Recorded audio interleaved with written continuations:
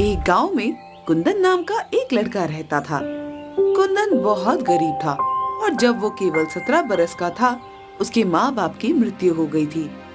आज तक कुंदन ने सिर्फ दुख ही झेले थे और उसकी जिंदगी में सब कुछ उल्टा ही होता रहता था। उसके पिता के मरने के बाद गांव में एक धम्मू सेठ ने कुंदन से कहा, कुंदन के बच्चे, तेरे पिता ने मुझसे बहुत सा कर्ज लिया था। अब वो तो मुझे कर्ज वापस किए बिना ही ऊपर चला गया। तू बता, मुझे कैसे पैसे वापस लौटाएगा? सेठ जी, आप तो जानते हैं मेरे पास कुछ भी नहीं है। मैं किस तरह आपको धन लौटा पाऊंगा? ले देकर बस मेरे पास एक झोपड़ी है जिसमें मैं रहता हूँ। उस झोपड़ी का मैं क्या करूं? अगर पैसे नहीं है तो तुझे उम्र भर मेरे खेतों में मजदूरी करनी पड़ेगी। अरे तभी कर्ज चुकेगा और मैं इसके तुझे पैसे भी नहीं दूंगा। कुंदन नादान था, इस वजह से वो धम्मू सेठ की बात आसानी से मान जाता है। ठीक है सेठ जी, अगर ऐसा करने से कर्जा माफ हो जाएगा तो मुझे मंजूर है।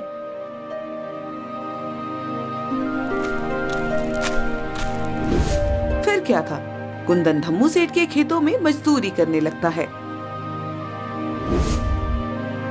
दिन भर वहाँ मजदूरी करने के बाद धम्मू सेठ कुंदन को सिर्फ रात का खाना ही देता था और वो भी सिर्फ 2 सूखी रोटियां। ये ले, इसे खाकर सो जा और कल सुबह जल्दी उठकर फिर से काम पर लग जाना। सुबह पैर पसार कर सोते मत दिखाई देना, वरना तेरी खैर नहीं। जी सेठ जी।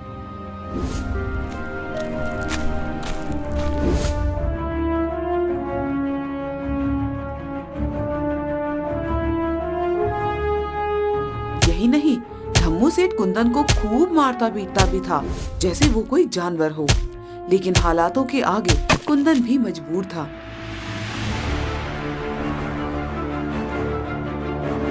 ऐसे ही कुछ साल बीत जाते हैं और कुंदन 25 वर्ष का हो जाता है।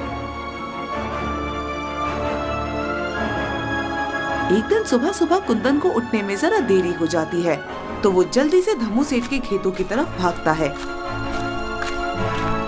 अरे बाप रे, उठने में बड़ी देर हो गई।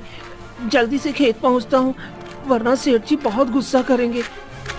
जैसे ही कुंदन खेत में पहुंचता है, वो देखता है कि धम्मू सेठ लाठी लिए गुस्से में उसका इंतजार कर रहे थे।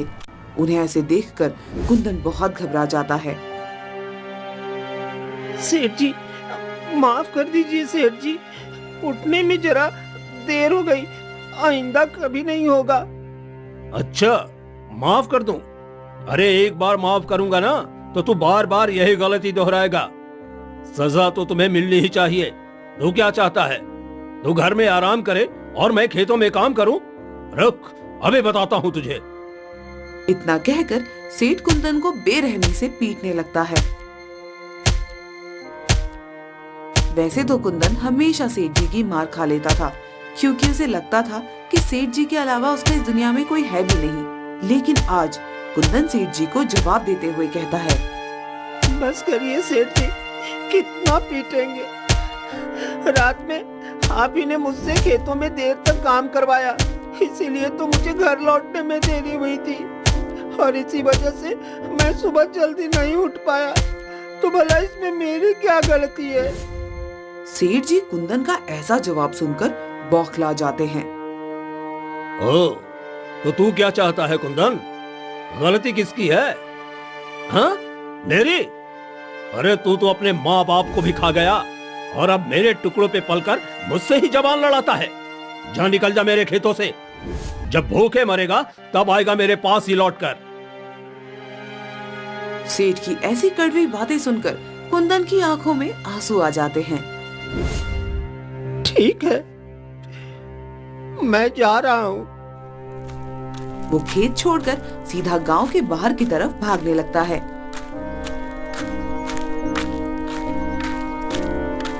उसे भी नहीं पता था कि वो कहाँ भाग रहा है, मगर कुंदन सिर्फ उस गांव से दूर जाना चाहता था जिसने उसका सब कुछ उससे छीन लिया था। अब कभी वापस नहीं लौट कर आऊंगा, चाहे जैसे मुझे अपना गुजारा करना पड़े। ये सब सोचते हुए भूखा प्यासा कुंदन एक जंगल के पास पहुंचता है और वहाँ एक पेड़ के नीचे बैठकर रोने लगता है। लेकिन तभी उसे झाड़ियों के पास से कुछ आवाज सुनाई देती है। अरे, ये आवाज कैसी? कहीं कोई जंगली जानवर तो नहीं? हे ऊपर वाले, अगर ऐसा हुआ तब तो ये मेरा अंत है। जैसे ही कुंदन झाड़ियों के पास जाता है, वो देखता है कि झोपड़ियों के पीछे एक हिरन था।